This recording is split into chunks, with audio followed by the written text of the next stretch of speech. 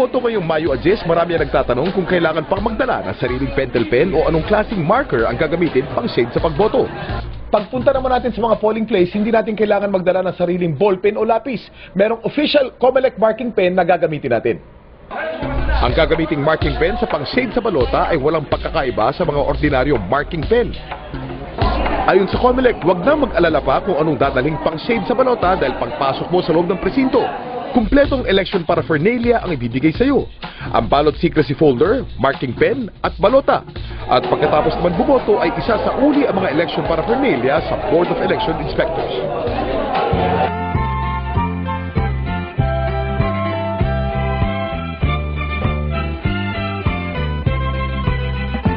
Bye, bye, bye.